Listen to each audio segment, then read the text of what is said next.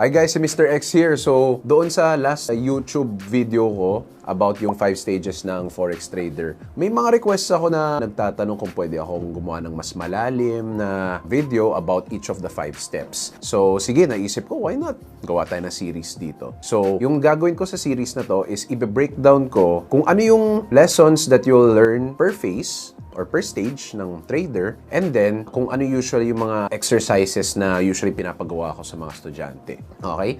So, let's start with the phase 1. So, yung sa phase 1, like yung sinabi ko sa video, yan yung beginner phase. Talagang pagpasok mo ng Forex, wala ka talagang alam. So, the first thing that you need to learn is discipline and habits. So, ano usually yung pinapagawa ko sa mga students ko when they first enter phase 1? Usually, I would get them to spot trends. So, ano nga ba yung trend? The trend is yung mukhang wave, yung parang series of higher highs, higher lows, higher highs, higher lows. And then yung pang downtrend naman, kasi uptrend din kanina, di ba? Downtrend is series of lower lows, lower highs, lower lows, and then lower highs again. What I would tell my students is, yun yung titignan mo lang, yan yung lang yung hanapin mo sa chart, you don't think of anything else except yung trend, yan lang. And then dun ka lang papasok. So, coach, hindi ba sobrang limiting yan kapag puro yan lang yung ipapasok ko?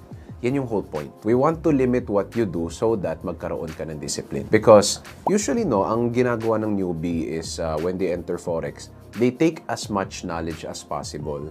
Tapos kung ano-anong ginagawa nila na lang. So parang they'll take chart patterns, indicators, lahat-lahat. Tapos ang daming tools. Tapos combine nila without even knowing yung basics.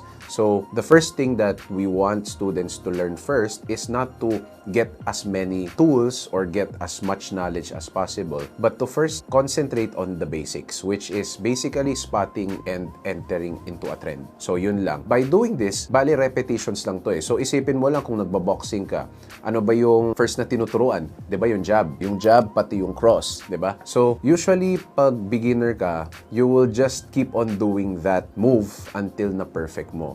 So, ganun din. Kapag phase 1, puro reps lang yung gagawin mo, yung move lang na yan. And then, once na perfect mo, pag na-develop mo na yung muscle memory mo dyan, parang magiging sanay ka na magbasa ng chart. So, not only teaches you the muscle memory, but also make sure na meron kang discipline na i-follow lang na ito. Kasi you will be needing that later on kapag pumunta ka sa next phase. That's for phase 1.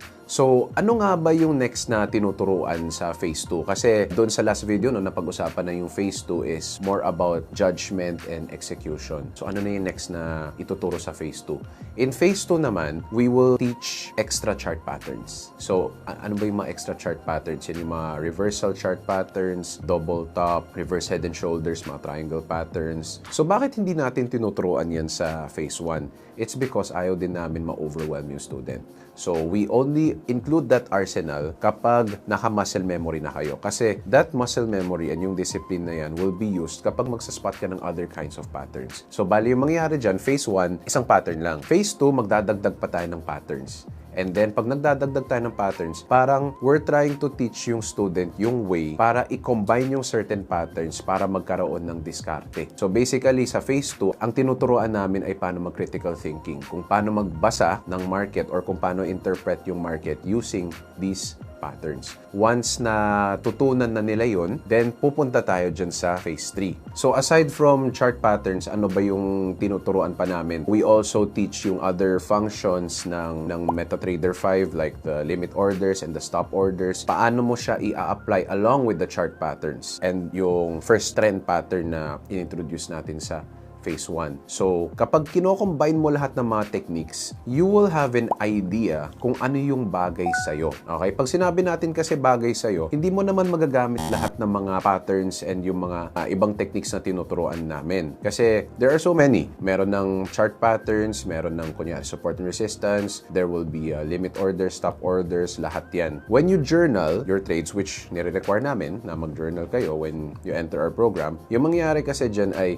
the data will show you kung anong klaseng setups yung bagay sa iyo. Kasi baka hindi naman lahat bagay sa pagsaspot ng head and shoulders, for example. Baka yung iba mas bagay sa trend lang. Baka yung iba mas bagay sa reversals. Baka yung mga iba mas bagay sa breakout lang. Baka yung iba mas bagay sa breakout and retrace lang. So, along the way, while we are introducing new techniques to you, yung mangyayari dyan ay habang nagjo-journal kayo, makikita nyo kung ano yung bagay sa inyo. That's already a step closer to creating your own strategy. So that's for phase 1 and phase 2. So abangan nyo yung next video ko wherein I'll be talking about the higher phases 3 and 4 in depth and paano makapunta sa phase 5. So guys, quick disclaimer lang, meron actually kaming poser who uses the same name as our YouTube channel. So para hindi kayo maloko dyan, ito yung official link. I'll see you sa next video.